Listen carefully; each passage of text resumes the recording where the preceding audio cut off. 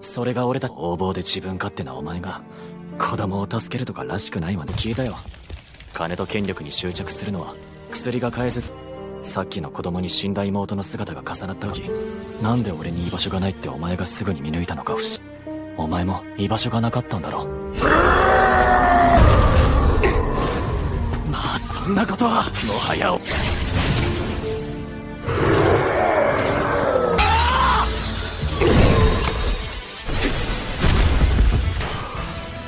疲れる。ちょっとは落ち着け。魔石と融合している部分を切り取り。 Xenos, a gifted young healer, thrives in the kingdom of her Sith, a realm steeped in the legacy of its miraculous healers. The Royal Hersith Hospital is renowned worldwide for its skilled practitioners who mend the world's wounds. Yet Xenos stands apart from the formally trained, licensed healers.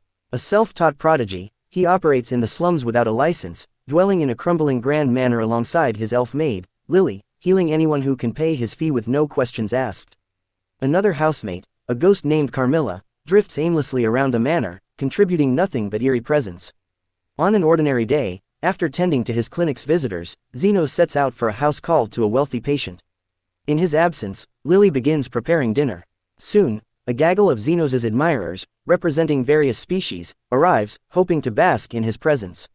The group includes Zofia, a lizardfolk girl, Linga, a fluffy, dim-witted demihuman, and Lo, a muscular dark elf matriarch. The trio vies for the privilege of seeing Xenos first, bantering about their desire for his thorough examinations. Lily, incensed by their thirst for her master, puts a stop to their antics. After calming them, she invites them to stay for dinner when Xenos returns. But the moment Lily steps out to do laundry, Linga and Lo can't resist sampling the tantalizing soup simmering on the stove. One sip hooks them, and even Zofia succumbs. They devour the entire pot in minutes, only to realize their grave mistake. Panicking over how to explain this to Lily, they're caught red-handed when she returns, stunned to find the dinner gone. The girls point fingers, but Carmilla materializes, furious, as she'd eagerly anticipated the meal.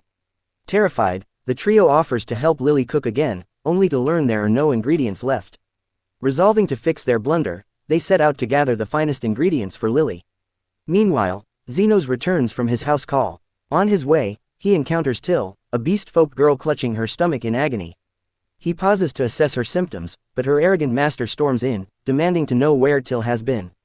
She explains she sought a doctor for her stomach pain, but lacking money, was turned away. Sneering, her master yanks her hair, mocking her for thinking a slave like her could skip work by faking illness. He drags her to a local cemetery, tossing her onto a grave, unwittingly freeing a ghost that possesses her. Ordering her to scavenge valuables from the tombs, her only skill, he kicks her when she doesn't respond. As Till clutches her stomach, the ghost takes control. Her master, oblivious, walks off, threatening no dinner if she returns empty-handed.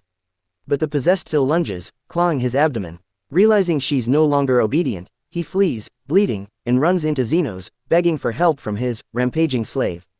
Xenos retorts that he has no time for pompous fools like him. As Till arrives, dark energy swirling around her, Xenos questions their origins. The master claims they were farming, but Xenos doesn't buy it. The man demands Xenos subdue his slave for a reward. Till attacks again, and Xenos swiftly saves the master, tossing him aside. Till targets Xenos next, hurling stones with lethal force. He dodges effortlessly, evading rocks that could pierce flesh. The master assumes Xenos will kill Till, but Xenos quips that killing isn't exactly a healer's vibe. When Till hurls a massive boulder, Xenos shatters it with a magic-infused fist. Till charges at blinding speed, but Xenos sidesteps her strikes, letting her crash into his magical shield, which sends her flying into a building. Though gravely injured, Till crawls from the rubble as the ghost's grip weakens. Xenos identifies the possession and despite Till biting his arm, uses healing magic to mend her wounds and expel the spirit, purifying it with his power.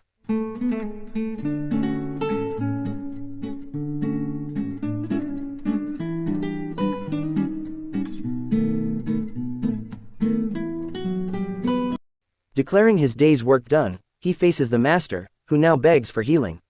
Xenos says he's hit his quota for the day. The master, claiming he's dying, demands immediate care. Xenos agrees, for an extra fee. The master tosses his purse, but Xenos deems it insufficient.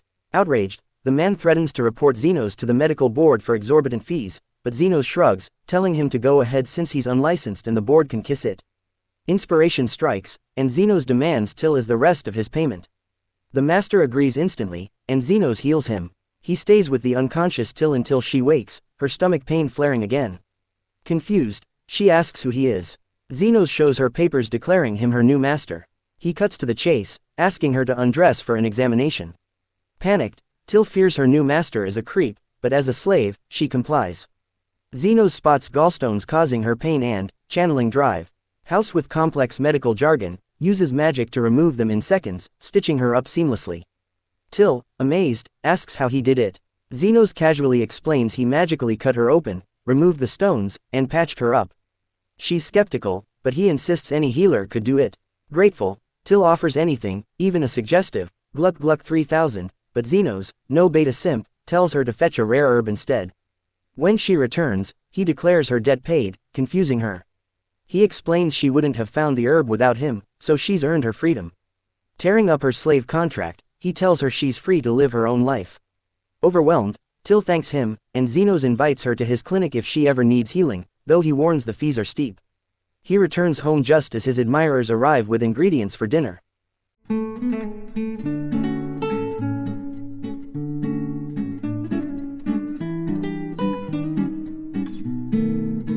Xenos recalls his days with the Golden Phoenix, her Sith's mightiest adventuring crew. One day, their leader, Aston, declared they no longer wanted a slum dweller like Xenos in their ranks, tossing him a gold coin as severance. Aston called him useless, claiming the group was better off without him. Stunned, Xenos, a powerful healer who'd aided them from the start, protested, believing they were friends. Aston and his crew mocked him, calling him an unlicensed, self-taught fool and a mere meat shield. Now celebrities among aristocrats, they deemed a slum rat unfit for their elite circle. Ashton's coin was hush money to erase Xenos' ties to them. Realizing this, Xenos left, pondering his next move. Hearing cries of distress, he investigated and found a man and woman trying to subdue an elf slave for sale to a vile noble. The elf girl fought back, attempting to flee, but the man shot an arrow into her leg. He yanked her collar, and she bit his hand, enraging him. Drawing a dagger, he stabbed her stomach, prompting the woman to scold him for damaging their merchandise. Watching them argue over the bleeding elf, Xenos intervened, offering his gold coin for her. The woman accepted, assuming the girl was dying, and the pair vanished into the night. Xenos examined the elf's wounds, and she, thinking herself dead, was shocked when he healed her completely. Introducing herself as Lily, she worried about the coin Xenos paid. He brushed it off, uninterested in keeping Ashton's pity money. When Lily asked if he was a famous healer, Xenos admitted he was a nobody without a license. Learning she was homeless and starving, he took her to a small tavern, buying her better clothes and a warm meal. Lily ate eagerly, asking why Xenos wasn't eating. He claimed he wasn't hungry, though he'd spent his last coin. As he pondered finding work, a lizardfolk man entered the tavern, blood dripping from a gunshot wound on his arm.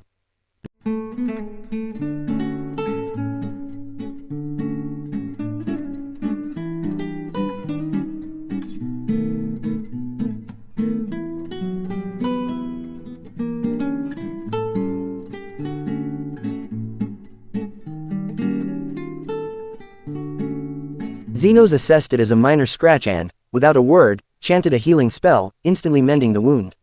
The man, thrilled, paid Xenos before leaving. Surprised at being paid for healing, Xenos was inspired when Lily noted that healers typically charge. Deciding to embrace this, he opened an underground clinic, as his slum origins made a legal license unattainable. Lily, excited, vowed to help him forever. Reluctant to involve a young girl in illegal work, Xenos let her stay for now. He led her to an abandoned city district with dilapidated houses, explaining they needed to stay off the authorities' radar. Finding a barely intact manor, he was glad to have a roof, having often slept outdoors with his old crew. Lily lit the area with her light magic as Xenos inspected the rundown house. Suddenly, they encountered Carmilla, a wraith. Lily hid, terrified of the undead monster's rumored death touch. Carmilla, eyeing fresh meat in her palace, attacked. Xenos calmly cast healing magic, dissolving her arm. Lily, stunned, asked how he fought a wraith. Xenos, unfazed, said he'd battled hundreds with the Golden Phoenix, as Aston sent him to dungeons for sport, where he learned wraiths were weak to his magic. Apologizing to Carmilla, Xenos asked to stay without disturbing her. She attacked again, but he repelled her effortlessly. Enraged, the self-proclaimed Wraith Queen summoned lesser wraiths, but Xenos' high-level healing magic obliterated them, leaving Carmilla alone. He apologized again, asking for a room for his clinic. Realizing his strength, Carmilla agreed to share the manor but claimed the second floor as her domain before vanishing. Days later, the manor began resembling a clinic as they made final adjustments. Lily suggested advertising, but Zeno said it wasn't needed. The door swung open, and the lizardfolk man, Zond, returned with his sister, who asked if Zenos could treat her arm wound. Examining it, Zenos saw it was caused by a magical poison bullet, fully infecting her arm, requiring amputation. When she asked the cost, he quoted $100,000. Zond raged at the exorbitant price, but his sister, Zofia, calmed him, revealing herself as the lizardfolk clan leader, known for stealing from the rich to aid the poor. Zenos, unaware of her status, justified the price, explaining he'd regenerate her arm, a feat beyond most healers.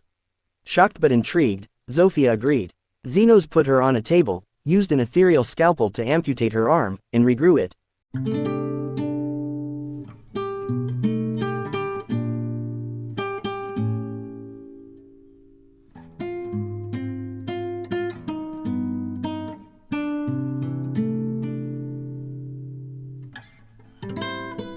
Amazed, Zofia promised to send more patients.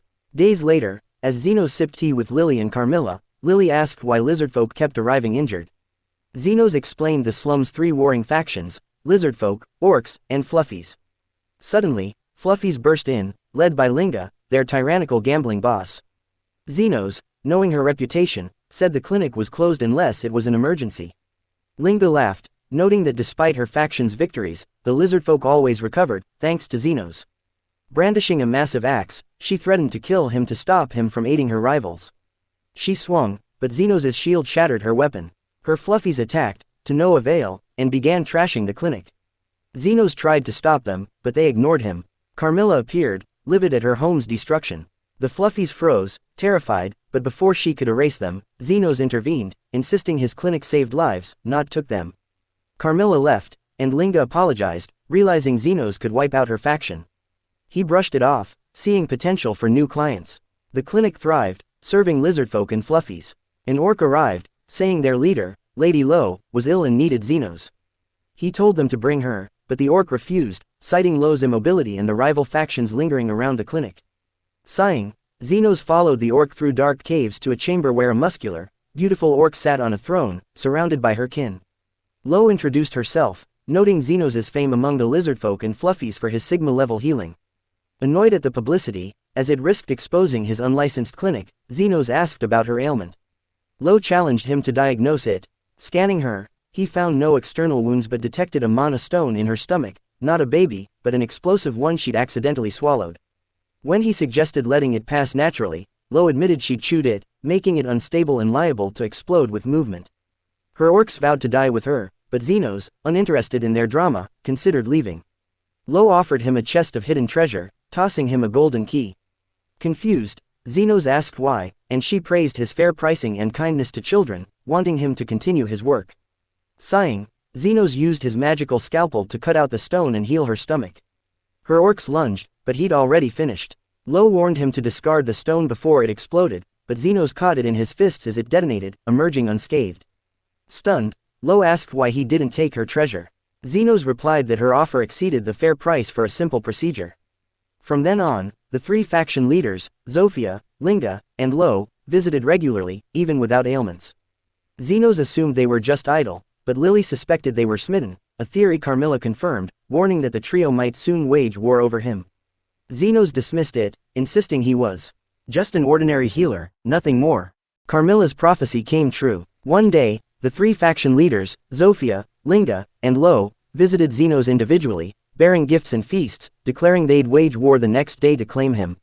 At dawn, their armies amassed on the battlefield, chatting casually while prepping to crown the true underworld king. But before the clash began, Zenos and Lily strolled into the arena.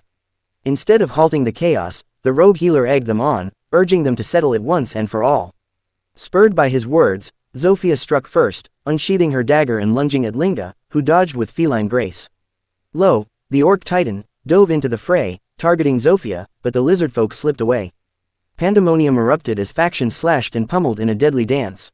The leaders traded lethal blows, intent on annihilation. Lily winced at the carnage, but something bizarre unfolded. They fought all day, yet no one died or surrendered, their wounds miraculously vanishing.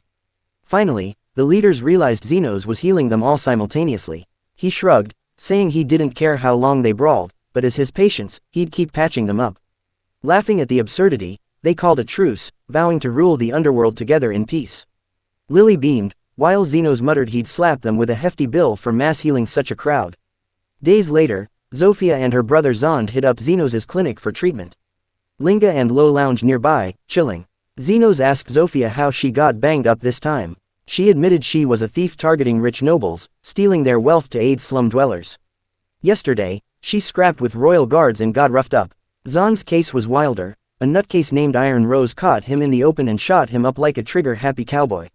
Carmilla smirked, telling Xenos that Iron Rose might soon drop by, since uniting three warring factions for the first time in years could spook the nobles. Xenos groaned, wanting no part in that mess, and sat to savor Lily's spread for the crew. Carmilla's words proved prophetic again. Krishna, the Iron Rose, strutted into the slums, floored by the peace. Fluffies played cards with lizardfolk, while orcs and beastmen swapped jokes and laughs. Spotting a lizardfolk sipping ale, she approached, noting how the slums had changed since her last visit. The guy eyed her, saying they'd realized they were alike, so fighting was pointless. Krishna pressed for the mediator's name, but he clammed up, insisting the guy kept a low profile. Furious, she grabbed his collar, jamming a pistol into his gut, threatening to fire. He still refused to snitch on Xenos, shouting for help. Luckily, Zofia and Zond were nearby, forcing Krishna to bolt. She clocked Zofia's healed hand. Roaming the city, Krishna found Xenos' clinic late at night. She strolled in, asking for city directions, but as Xenos offered help, she whipped out her gun, blasting a smoke grenade his way. Lily watched in horror, wondering what had happened next.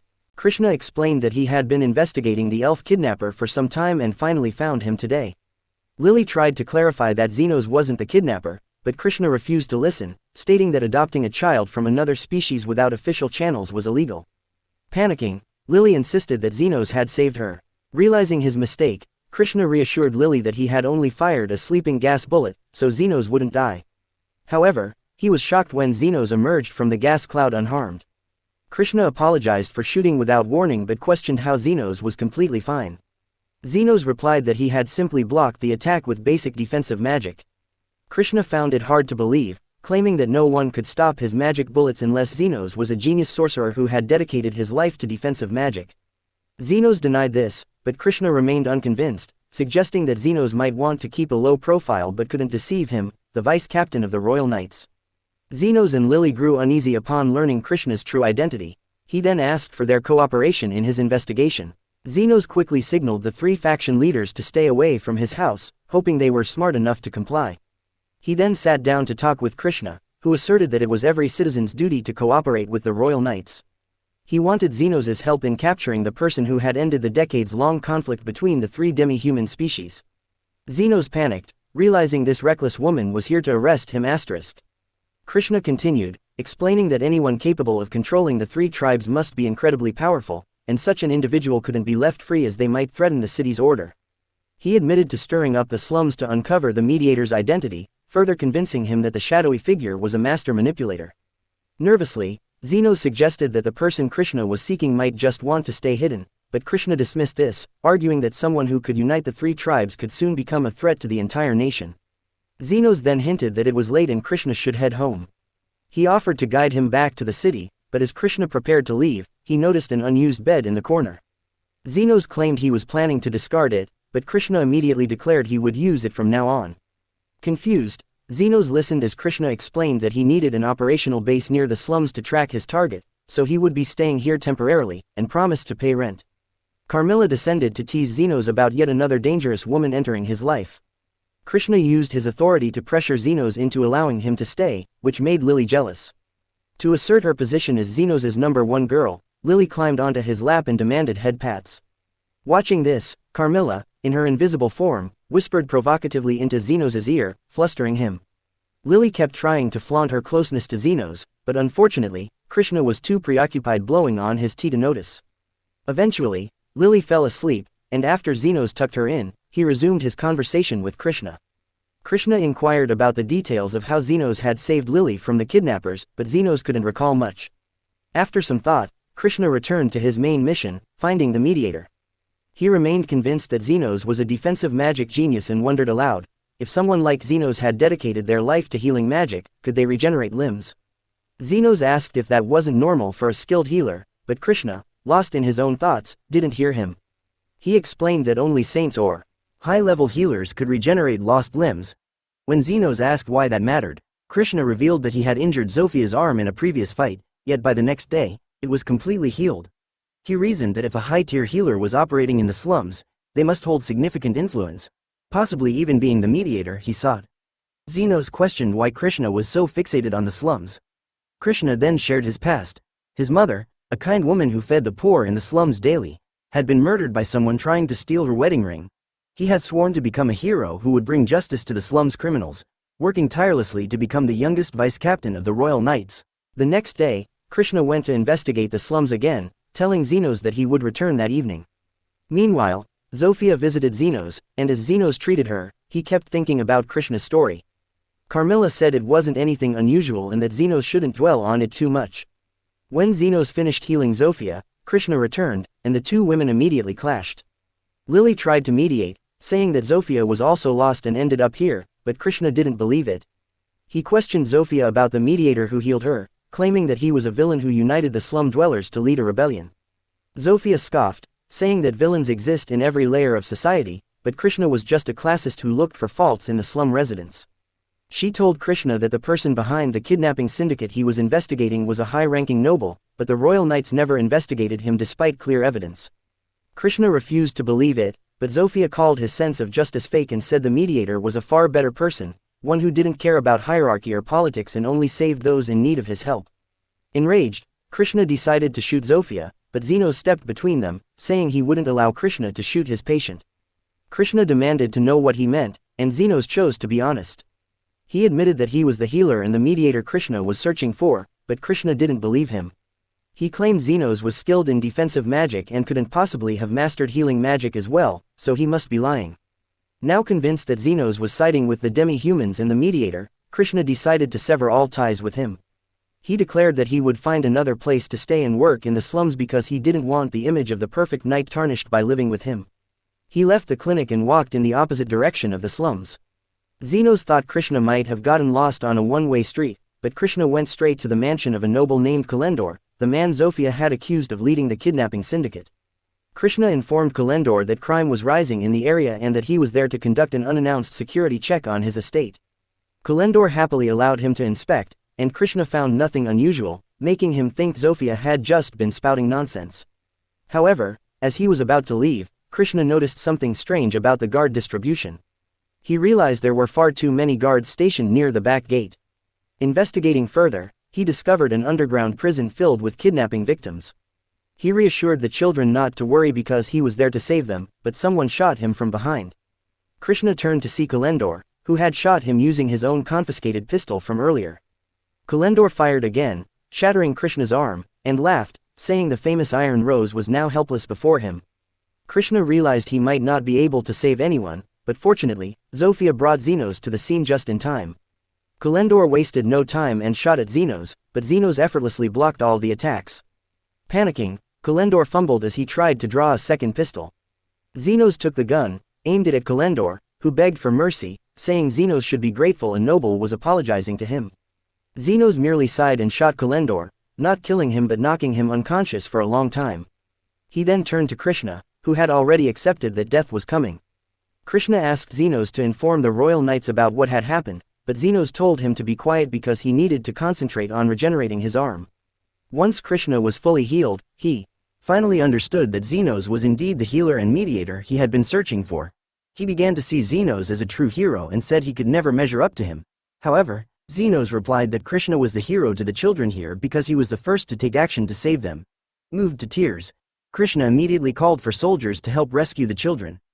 Xenos told Zofia they should leave before anyone noticed them, but Krishna quickly caught up and asked why Xenos had saved him. Xenos coldly replied that Krishna still hadn't paid the rent for his one-night stay and that he would send him the bill, along with the fee for today's healing. A few days later, Xenos went grocery shopping with Lily. As they passed through familiar streets, childhood memories resurfaced. He had once been a lonely orphan in the slums until one day, an adventurer named Aston came to hire him. Aston didn't care what Xenos could do, he just wanted someone to run errands and act as his servant. Xenos told Aston that he knew a little healing magic, but Aston just laughed, thinking it impossible for a poor kid from the slums to afford such an education. Still, Aston accepted Xenos into his group, and they began adventuring together. When Aston fought monsters, Xenos stood behind him, healing his wounds so quickly that Aston felt invincible. He attributed it all to his own skill, thinking Xenos was just standing there uselessly, so he fired him. Now, Aston led the Golden Phoenix group into a monster's lair after a powerful noble commissioned them to retrieve a monster's feather. The members were relaxed, some even drunk, as they were treated like celebrities wherever they went. As soon as they entered the cave, they encountered a firefox. Aston ordered one member to cast a defensive spell before recklessly charging at the monster. The monster bit his arm, leaving severe burns, and Aston panicked, unused to pain. Meanwhile, another member was attacked by the fox, and Aston felt surrounded by incompetence. He ordered the defense mage, who was too drunk to focus, to retreat. Once outside, they blamed each other for the failure. The defense mage, Guile, suggested that perhaps Xenos had been the one healing them all along. Aston refused to believe it, as he had never noticed, but he decided to hire another healer with official qualifications. A few weeks later, Aston and his group returned to the cave with a healer named Uman. Unfortunately, the monster was ready and launched a surprise attack. Aston blocked the monster's strike, but their mage was hit by a fireball that pierced through the defensive spell, severely injuring him. Uman healed him but realized the mage needed hospitalization. Aston struggled against the monster, tiring unnaturally fast. Uman insisted they retreat, warning that the mage would die if they wasted more time. Reluctantly, Aston ordered a retreat. Outside, he berated Guile for failing his duty, but Uman defended him. Aston then turned on Uman, demanding he heal the mage instantly so they could fight again. Uman asked if Aston was insane, saying only saints or top-tier healers could heal such wounds immediately. This made Aston wonder if Xenos had truly been healing their severe injuries all along. Upon returning to town, the noble's servant informed Aston that he had failed the mission and was banished from the city.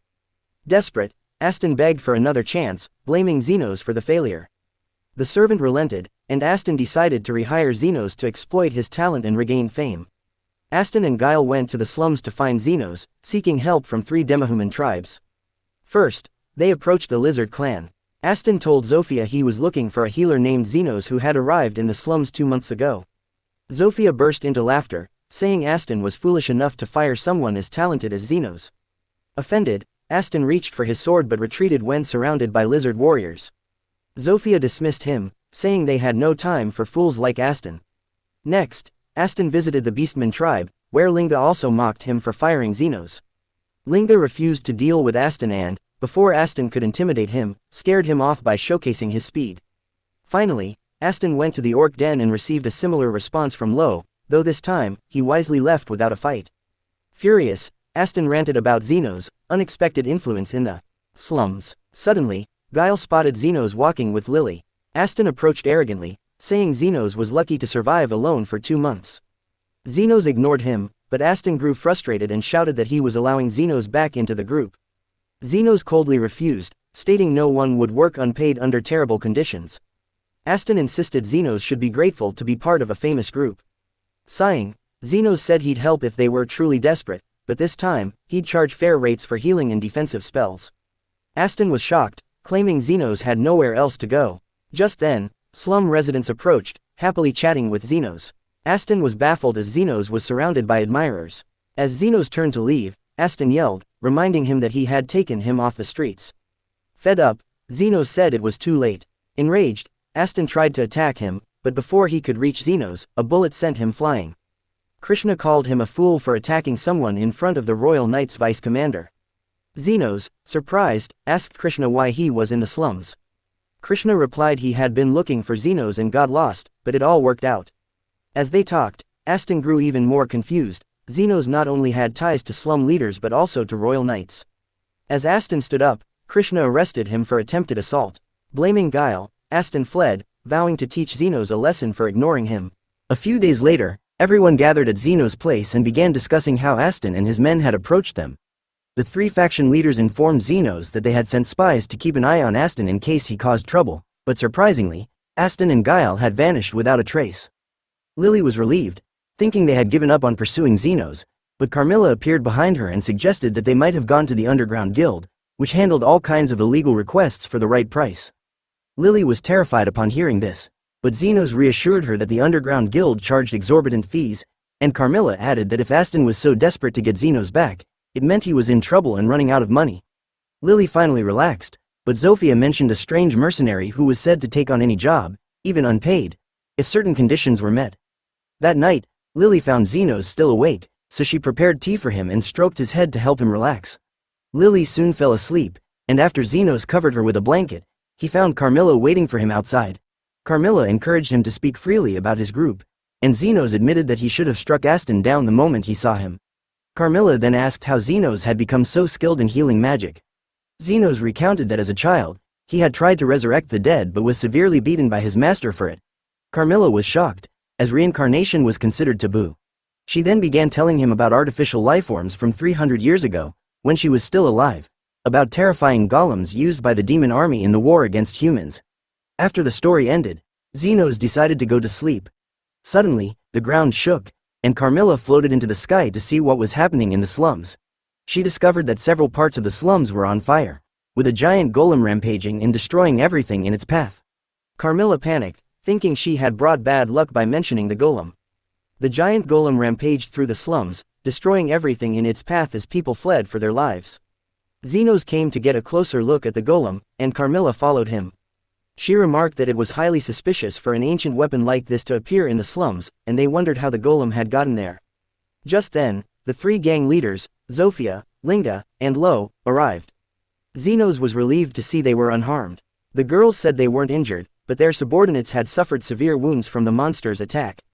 They asked Xenos about the giant creature, as they had never seen anything like it before. Xenos explained that it was an artificial lifeform created through magical technology, believed to be extinct. Lo mentioned that one of his orcs reported the golem had emerged from within the slums, and Xenos wondered if the underground guild was behind this. He decided that healing the wounded was the top priority and instructed the three girls to gather all the injured in one place. He vowed that whoever was responsible would pay dearly, but the man who had sent the golem watched from afar. The assassin named Guile was the mastermind behind the attack. He had accepted the job after Aston approached him for revenge, and he hadn't even demanded a high price, as he was more interested in Ashton's motives than the money.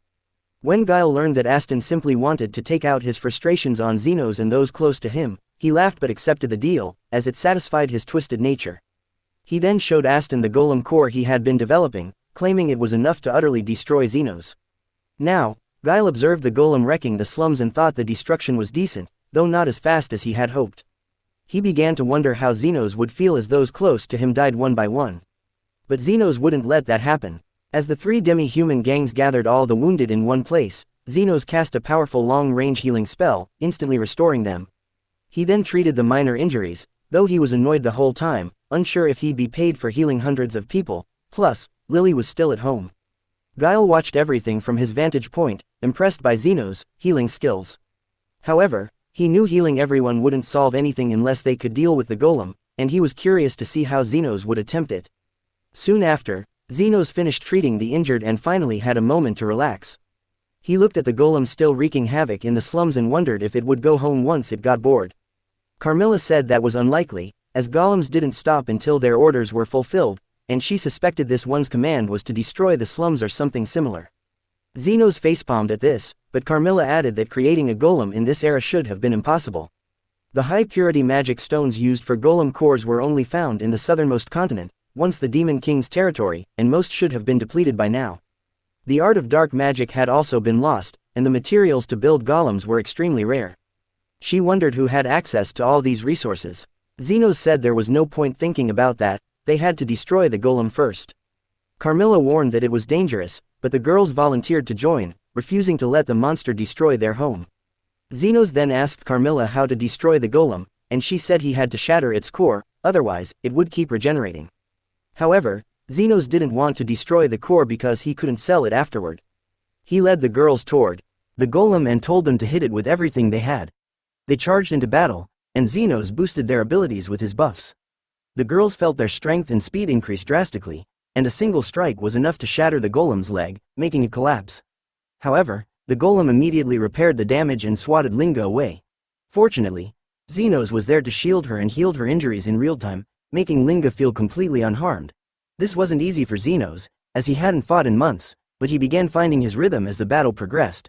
He tried to maintain a minimum distance from the girls to keep his spells effective, switching between defensive and healing magic as needed. Meanwhile, the girls continued to damage the golem, and Xenos noticed that it took time for the golem to regenerate. He ordered the girls to break both its legs, and they complied, causing the golem to collapse. However, they were too late to realize that one girl in the area had not been evacuated, and the golem was about to fall right on top of her. Xenos panicked because he couldn't see the girl clearly enough to cast a defensive spell, so he ran, hoping to shield her in time. He didn't make it before the golem fell, but surprisingly, the golem itself tried to protect the girl. Xenos was puzzled but began scanning the golem as the girl fled. He finished the scan quickly, and Carmilla arrived. She remarked that the golem was behaving strangely, and Xenos explained that it wasn't entirely artificial. He revealed that the golem's core was in the left side of its chest and that it wasn't just a magic stone, it was also a person. Guile observed all of this from a distance and smiled, seeing that Xenos had figured out his trick. He only had an imperfect magic stone, and the best way to create a golem core was to fuse it with a human. However, golems made this way were difficult to control. Guile thought that since Aston was an idiot filled with negative emotions, controlling him wouldn't be hard. He had convinced Aston that the magic stone was necessary for his revenge and merged him with it to create the golem's core. Now, he wanted to see if Xenos could kill his old friend to save the slums. However, Xenos planned to settle the fight with Aston personally. He ordered the girls to retreat, as only he could handle this, and they obeyed. Carmilla also left since the sun was about to rise, leaving Xenos alone with the golem. He was certain that Aston was inside. He mused that it was hard to believe a selfish person like Aston would save a child, but then remembered that Ashton's obsession with money stemmed from his younger sister's death. He hadn't had the funds to save her. Xenos wondered if the girl had reminded Aston of his sister and concluded that he still had some humanity left. But it was too late for him now. Xenos materialized a sword out of nowhere, then charged at the golem, cleanly slicing off both its arms. As the golem roared, Xenos attacked again, slashing its chest with full force, revealing Aston trapped inside.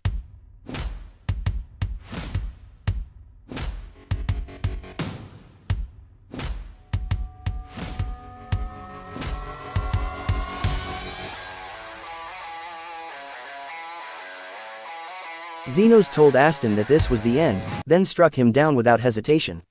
Guile was shocked, having never expected Xenos to be so ruthless, but he also understood that Xenos might want revenge for past mistreatment. He decided to leave in disappointment but then noticed something strange. Xenos hadn't just cut Aston down, he had also healed him simultaneously. He destroyed the parts of Ashton's body fused with the magic stone and instantly regenerated them into normal human flesh. It was exhausting, but Xenos persisted. Guile was stunned, unable to believe Xenos had the energy and precision for this after healing hundreds of people. He still struggled to comprehend that someone as talented as Xenos existed and began reconsidering his strategy. Meanwhile, Xenos told Aston that the world would be better off if he died here, but he couldn't allow that because someone had to pay for the damages in the slums and the cost of his all-night healing. So, he would keep Aston alive to extract money from him and his underlings. Another reason was that Aston had done 2 great favors for him in the past, taking him off the streets and giving him a gold coin as severance pay, which helped him free Lily, a decision that changed his life. Xenos added that the final and most important reason was that he was a healer and couldn't let anyone die before him. With that, he struck the magic stone in Ashton's heart with full force, shattering it. Instantly, Aston was completely freed from the stone. As he knelt, he admitted that Xenos was so extraordinary it made him sick. He had seen Xenos supporting the demi-human girls earlier and now realized he was doing the same for their group. He collapsed to the ground, begging for forgiveness despite being undeserving. Xenos told him to get up, but Aston refused until he was forgiven. Xenos urged him to hurry because he wanted to punch his face. Aston was stunned, but Xenos used the last of his mana to amplify the impact of his punch tenfold. Aston recoiled, but Xenos grinned eerily, saying another reason he didn't let him die was that he couldn't punch his face if he was dead. With that, he punched Aston as hard as he could, sending him flying. Aston regained consciousness minutes later and found Krishna beside him.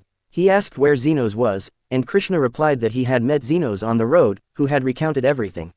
He said it was a miracle no one was hurt in this incident, and Aston would owe Xenos for the rest of his life. He then arrested Aston for a long list of crimes, plus public indecency. Aston only then realized he was naked. Krishna relayed Xenos' message. He had taken Ashton's sword to sell and cover the damages. Aston realized he now had nothing, not even clothes. But Xenos had left him a farewell gift. a single gold coin, just like his severance pay back then. Krishna said Xenos never wanted to see him again, and Aston cried like a child upon hearing it. Meanwhile, Xenos dragged himself home but encountered the demi-human girls on the way. They supported him even though he insisted he was fine. Soon, they reached home, and Lily immediately poured tea to welcome Xenos, confident he would return unharmed. A few